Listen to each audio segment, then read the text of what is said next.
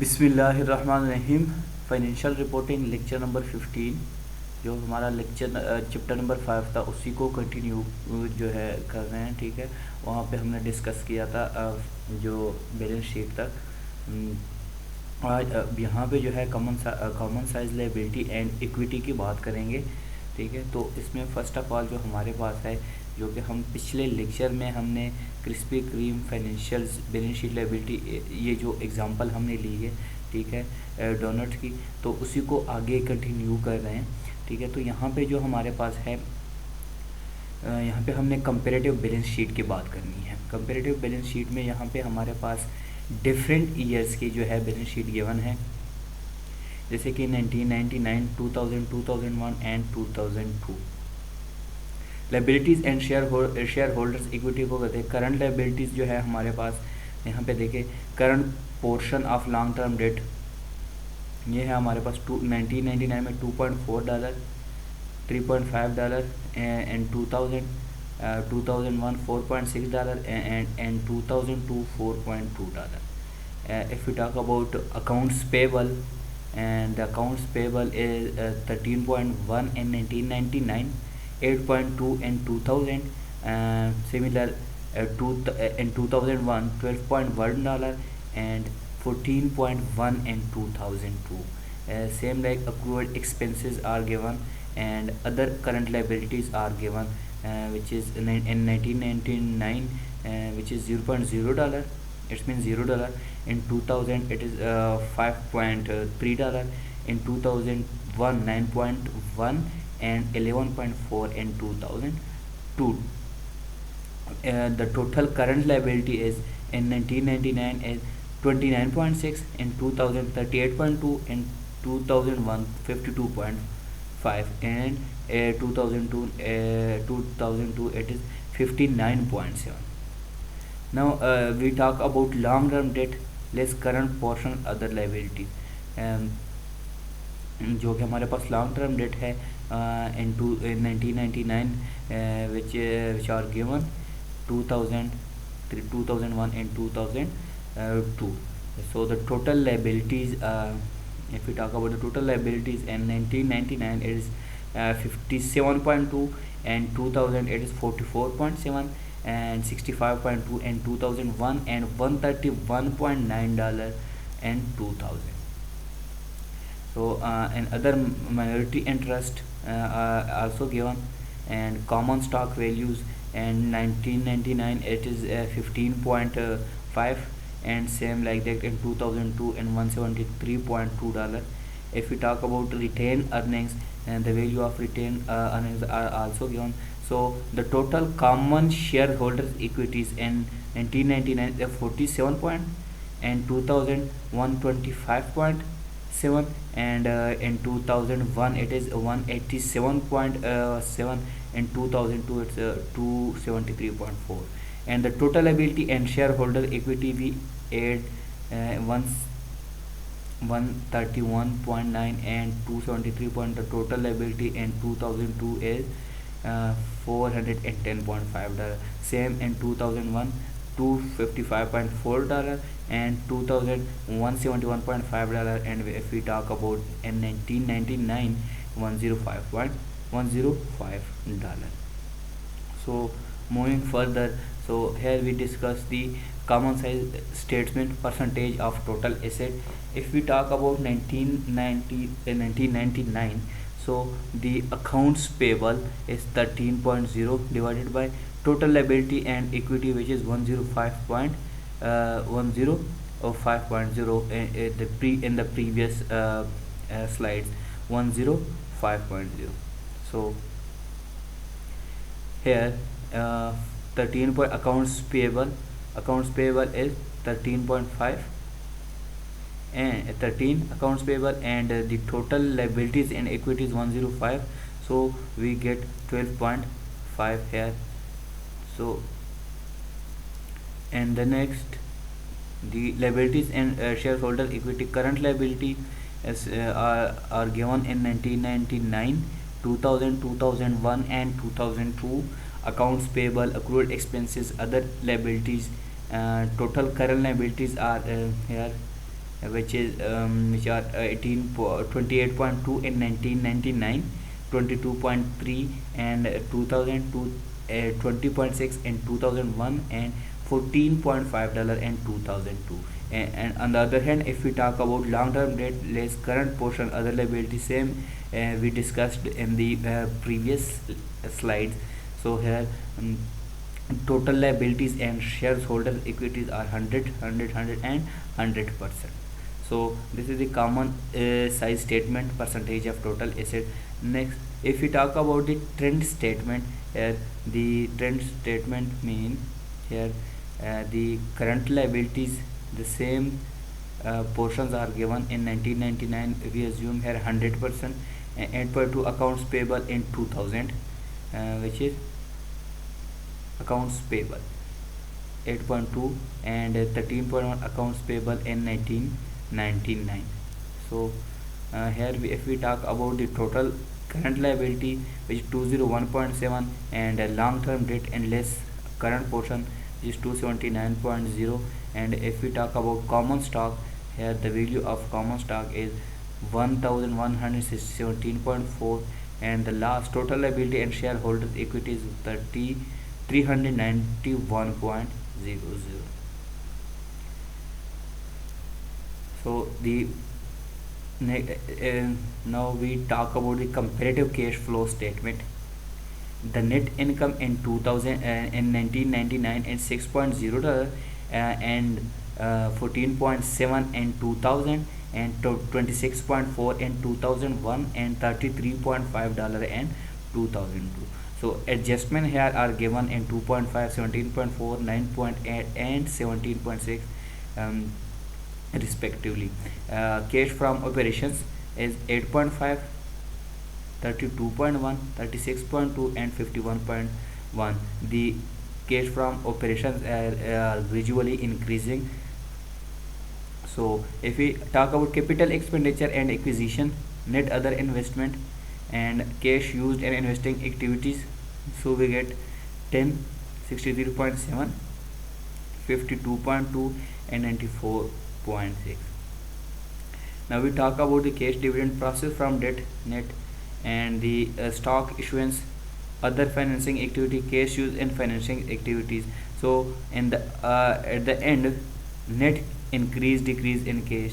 So in 1999 it is decreases. Decrease mean when there the number is in bracket, it's mean the value decrease. In 2000 it is $3.8, and 2001 it is $14.9 and $10.3 in 2002. अब अगर हम बात करें common size statement percentage of sale की, तो difference year में हमारे पास जो है गिवन है 1999 में, 2000 में, 2001 एंड 2002. कैश फ्रॉम ऑपरेशन जो है, और इन दोनों को अगर देखें 19.2 है, यहाँ पे 19.1 है, ठीक है. तो इसी तरह cash use in financing activity 10.9. Net increase decrease increase जो यहाँ पे हमने देखा है कि यहाँ पे जो 1999 में है ये यहाँ पे डिक्रीज़ हुआ है कैश, और बाकियों में यहाँ पे जो है वो इंक्रीज़ हुआ है. सो नेक्स्ट अगर हम बात करें यहाँ पे ट्रेंड स्टेटमेंट 1999 को जो है हम 100% अगर हम अज्यूम करें, ठीक है, तो हमारे पास जो सिलेक्टेड आइटम है कैश फ्रॉम ऑपरेशन जो है ये गिवन है हमारे पास. कैपिटल एक्सपेंडिचर एंड एक्विजिशन जो है and other investment, cash use and investing activities, cash dividends, proceed from debt net. इसी तरह cash use and financial activities, net increase decrease in cash. इसमें अगर देखें तो हमारे पास जो है इन तीनों ईयर्स में 1999 के अलावा जो बाकी तीनों हैं इसमें है हमारे पास जो है डिक्रीज इन कैश आ रहा है, जो कि 2000 में, 2001 एंड 2000 तीनों में जो है कैश यहाँ पे डिक्रीज आ रहा है. अब यहाँ पे अगर हम बात करें तो crispy cream analysis lesson learn. First, inform financial statement analysis begins with knowledge of the company and it's industry. इसकी बात हो गई. तो सेकेंड वन अगर हम देखें, common size and trend statement provide a convenient way to organise financial statement information. मतलब इसका ये है कि जो कॉमन साइज जो स्टेटमेंट होती है तो ये एक हमें इजी वे देते हैं, ठीक है, फाइनेंशियल स्टेटमेंट को इन्फॉर्मेशन कि हम कैसे हासिल करें। फाइनेंशियल कंपोनेंट जो है या चार्जेस जो हैं वो इजीली इसकी वजह से रिकॉग्नाइज हो जाते हैं। अब अगर हम बात करें फाइनेंशियल, जो थर्ड पॉइंट है, financial statement help in arrest gain a sharper understanding of the companies economic condition and पर्सपेक्ट for the future. अगर वो कॉमन साइज स्टेटमेंट देखें तो जो एनालिस्ट होते हैं वो अपना जो है ओपिनियन दे सकते हैं। जब वो जो है कॉमन साइज स्टेटमेंट देखते हैं तो उनको जो है जल्दी से इसके बारे में पता चल जाता है कि कंपनी की जो इकोनॉमिक कंडीशन है वो क्या है, और उसके पर्सपेक्टिव्स के बेस पे वो क्या करते हैं, अपने फ्यूचर के बारे में भी डिसीजन लेते हैं कि क्या इस पर्टिकुलर कंपनी में इसको जो है क्या इन्वेस्ट करना चाहिए या नहीं करना चाहिए। अब अगर देखें financial ratio and profitability analysis में अगर हम देखें, हमारे पास है यहाँ पे रिटर्न ऑन एसेट है, ऑपरेटिंग प्रॉफिट मार्जिन है, ठीक है।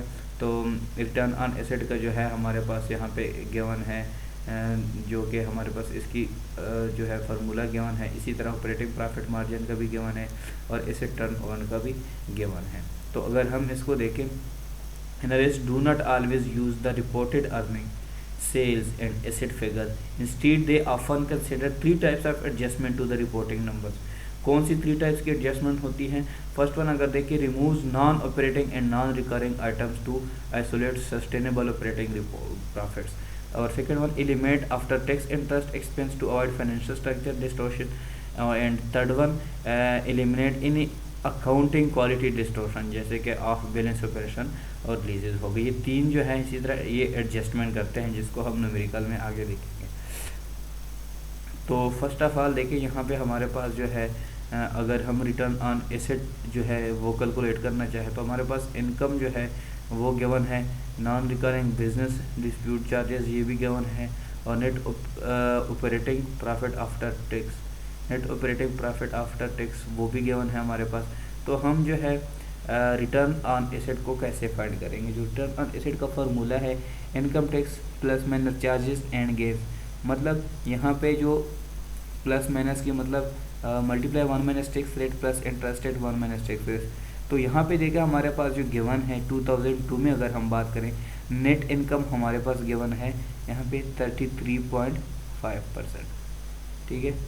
अब अगर यहाँ पे जो हमारे पास ये net income is reported 3.35 plus उसके बाद जो है चार्जेस एंड गेन वो भी हमारे पास यहाँ पे गिवन है, कितने हैं 9.1, फिर उसको मल्टीप्लाई करते हैं, ठीक है, 1 माइनस टैक्स रेट के साथ। टैक्स रेट यहाँ पे गिवन हो गया जो कि 37% है, ठीक है। और इंटरेस्ट जो है वो भी गिवन है, ठीक है। इसी तरह 1 माइनस टैक्स रेट उसी तरह जो कि हमने यहाँ पे कर दिया, ठीक है। Divided by average asset, average asset का हम जो है इसका एवरेज निकालेंगे, ठीक है, जो कि यहाँ पे है 410.5 प्लस 225 जो है 2000 जो प्रीवियस ईयर है उसका एवरेज, उसको प्लस करके डिवाइडेड बाई 2 करेंगे तो हमारे पास जो है 12.1% जो है इसकी वैल्यू आ जाएगी। How can return on asset be increase? There are just 2 ways: increase the operational profit margin or increase the intensity of asset utilization turnover asset। या तो हम अपने ऑपरेटिंग प्रॉफिट मार्जिन को इंक्रीज़ करें तो हम रिटर्न ऑन एसेट को increase कर सकते हैं, या फिर एसेट की यूटिलाइजेशन जो है, ठीक है, उसकी इंटेंसिटी को अगर हम इंक्रीज़ करें, जिसको हम टर्नओवर रेट कहते हैं, अगर उसकी इंक्रीज़ करें तो फिर जो हमारे पास रिटर्न ऑन एसेट जो है इसका फार्मूला वही है जैसे कि ये हमारे पास गिवन है, ठीक है। ऑपरेटिंग प्रॉफिट मार्जिन भी हमारे पास गिवन है, यहाँ पे एसेट टर्नओवर गिवन है, तो इस फार्मूले में पुट करें तो रिटर्न ऑन एसेट की वैल्यू हमारे पास आ सकती है। जैसे कि यहाँ पे हमारे पास गिवन है, ठीक है, return on asset margin and turnover. An example, a company earns 9 million of net operating profit after tax on sales of 100 million with in asset base of 50 million। तो यहाँ पे हमारे पास जो वैल्यू होगी वो क्या होगी? रिटर्न ऑन एसेट में जो हमारे पास यहाँ पे हमारे पास क्या, net operating profit after tax given है 9 million, ठीक है। सेल्स जो है वो 100% जो है यहाँ पे गिवन है हमारे पास 100 million, multiply by sale 100 divided by 50, जो कि हमारे पास जो है एवरेज एसेट है, ठीक है, जो कि एसेट बेस का मतलब है यहाँ पे एवरेज एसेट, जो कि हमने एवरेज लेना है। तो यहाँ पे हमारे पास जो है 18% आ जाएगा। इसी तरह अगर हम रिटर्न ऑन इक्विटी की जो डिफरेंट ईयर में बात करें तो यहाँ पे 20% आ रहा है और यहाँ पे हमारे पास भी 20% आ रहा है। इसी तरह जो है हम जो है रिटर्न ऑन एसेट की डीकम्पोजिशन की भी बात करते हैं, ठीक है, डिफरेंट ईयर में, ठीक है। ये यहाँ पे हमारे पास फार्मूला और परसेंटेज इसकी गिवन होते हैं, तो इसके बेस पे हम निकाल सकते हैं, ठीक है। और इसी तरह जो है हमारे पास further decomposition of return on equity, जो कि हम इसको भी न्यूमेरिकल के थ्रू आगे नेक्स्ट जो हमारा लेक्चर होगा उसमें डिस्कस करेंगे कि कैसे हम जो है रिटर्न ऑन इक्विटी की डिकम्पोजिशन कैसे करते हैं। तो इसमें हमारे पास जो मेन फोकस करना है, फार्मूला पे फोकस करना है कि रिटर्न ऑन इक्विटी को हम कैसे फाइंड करेंगे, ठीक है। Net operating profit after tax जो है उसकी अगर वैल्यू गिवन है तो हम रिटर्न ऑन इक्विटी एसेट को कैसे फाइंड करेंगे, ठीक है। इसी तरह अगर डिफरेंस जो हमारे पास कंपनीज़ है, ठीक है, उसकी हमने अगर कंपैरिजन करना है तो हम कैसे करेंगे। तो ये जो है हमने इसमें सीखना, अगर जो हमारा नेक्स्ट जो लेक्चर होगा वो इसके न्यूमेरिकल के बेस पे होगा टोटली।